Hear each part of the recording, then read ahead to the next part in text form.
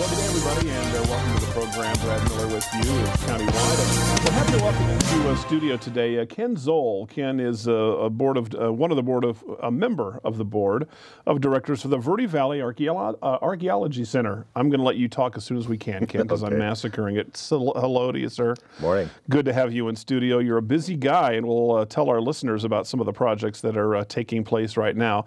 But Ken, and correct me if I get it wrong, and I probably will, is an archaeoastrologer. Astronomer, and I did. You kind of use some of the things that you find on the ground that our native ancestors may have left behind or carved or made, and through those things and in ways they observe the sky as part of how they lived. Correct. All right, I got one. I got one right. And through that seems like it's a kind of a field of study I really kind of hadn't thought about existing. And one of our previous guests suggested we have you come in, and we're so glad that you did. So, well, it's a pleasure.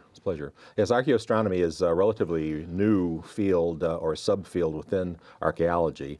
It's actually only been studied in the American Southwest since 1975, and only actually recognized in the field around 1985. So pretty new. It's pretty new, and there's almost no courses even given in college on the subject at all. It's very, very rare. How did you find your way into this field? Well, I started off when I moved into the area here as a volunteer docent at one of the Forest Service heritage sites, and V-Bar-V in particular, near Rimrock, is the largest petroglyph site in the Verde Valley with over 1,032 images.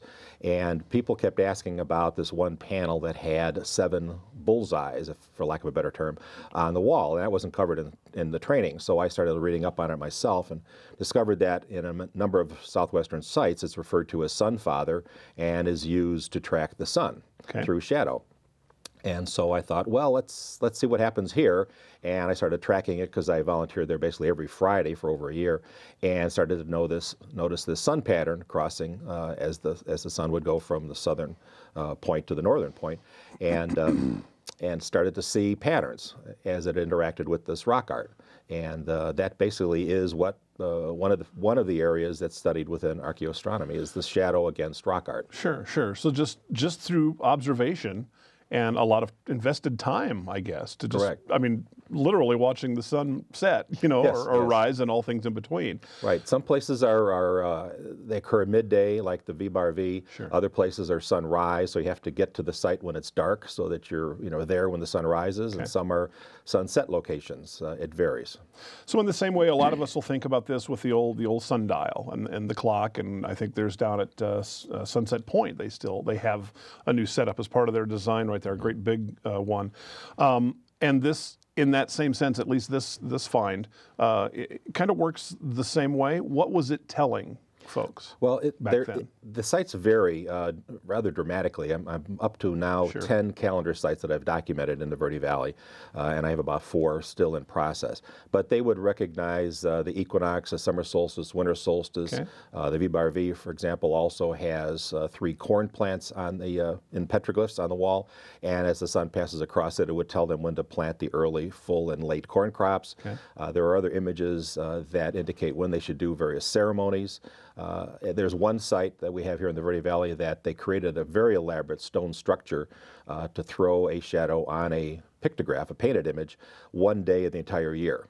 And that was just to record one extremely important ceremony that they had to perform. Otherwise, all kind of bad things would happen if they didn't perform it. So there's a variety of things. It's for planting, it's for ceremony, essentially to tell them when to do certain things throughout the year. Right. It's strange to think back, but to pause for a moment and think that they didn't have clocks like we have. They didn't have, or did they have a working calendar? Not as such, no. Other than this. Correct. This is correct. What did the it. only thing that they could rely on was the sun. You can't rely on when a certain bird would come back or when certain trees would sprout. The only thing that was reliable, consistent throughout the entire year was the passage of the sun. And they would have, actually every village would have a sun watcher whose job was just to sit and every morning or sunset watch the sun along the horizon and tell them what to do if there was anything particular to do or how much time they had.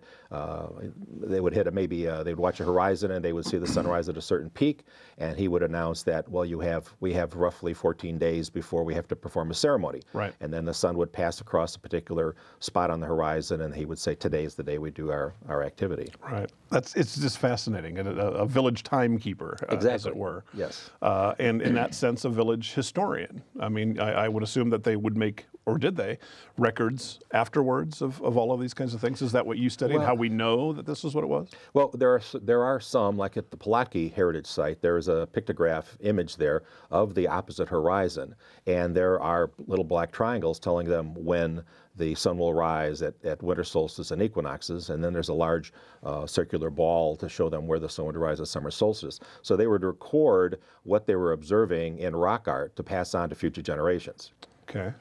Did they, do we know, was there like an observance of the sun and the elder, or the what did you call him, the timekeeper? Or the Sun watcher. The sun watcher would kind of go and then direct maybe others or do it himself. Here's where we want to build this rock structure, because he you know, when he first started, I mean, with each successive year, you can kind of follow and look for these different landmarks and hallmarks along the way.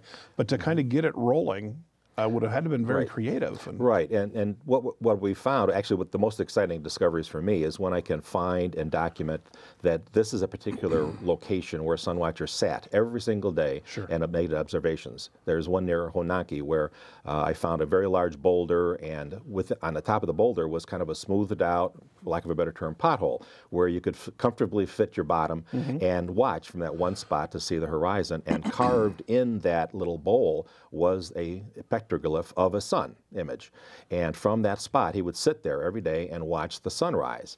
And he would say, for example, today is the equinox, and then they might go to a location like at V-Bar and say, okay, I want you today, when the sun hits this spot, I want you to put this concentric circle, this bullseye image, right there where the sun rises today, so that from now on, basically, I don't have to get up at dawn, and I can watch this at noon when the sun hits that particular image. Learn as you go along, like anything else. So they would make these observations, and like at V-Bar V, what we discovered was these were naturally occurring features that they just enhanced and made very clever use of. Sure. You say you found that spot. I want to come back to that for just a second, because that, I mean, that had to be in your line of study a true eureka moment. It's every time I find one of these, they are goosebump days. Yeah. They're just amazing, because, for example, the V-Bar V, when we first noticed that the sun was doing something, I talked to the archaeologists, I talked to other people that have lived here their whole lives, and they didn't know what I was talking about. Sure. And so when I observed the equinox for the first time and saw this extremely complex geometric alignment between the sun and the rock art images, and I showed that around, most people didn't know what I was talking about, but it was one of those goosebump moments. Yeah. And the archaeologists for the Forest Service said, well, you can't tell anything from one picture, so why don't you go out there and observe it for a whole year and then come back and show me what you've got. And at first I thought, well, he's just trying to get rid of me. But he was right. He had me follow the scientific method to observe what was going on. And literally, he was convinced within a couple months, because when we got to the summer solstice, it was so obvious, and when we came to the planting periods, it became very obvious. And in effect, what we found was this is a 12-month calendar. You could read it now, sitting in front of it. You could tell you what month it is, and I can tell you what week of the month it is by watching this now. Isn't that fascinating? To find that very, location particularly, it's got to be about as close as you can get to maybe shaking hands with that ancient man himself. That's pretty much that. Between that and sitting in these little bowls where I can show the sun watcher sat, it's like channeling, if you will, through what they used to experience. And really thinking that the sun, maybe with a few very minor changes, is exactly in the same as it was hundreds and hundreds of years ago. That's right. Some people ask me, well, isn't the sun in a different position than it is today?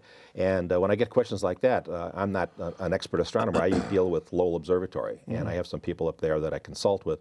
And for example, he pointed out that the sun, yes, the Earth has moved a little bit since the Sanawa were here 1,000 years ago, but the change is only 7/100ths of 1 degree different. And so visually, we're seeing today exactly what they saw 800,000 years ago. Wow, that is fascinating. Our guest today is Ken Zoll. The Verde Valley Archaeology Center is new. We're going to talk a little bit about that when we come back. Ken is an archaeoastronomer and has some fascinating stories for us, and we'll share more when we come back to Countywide right after this.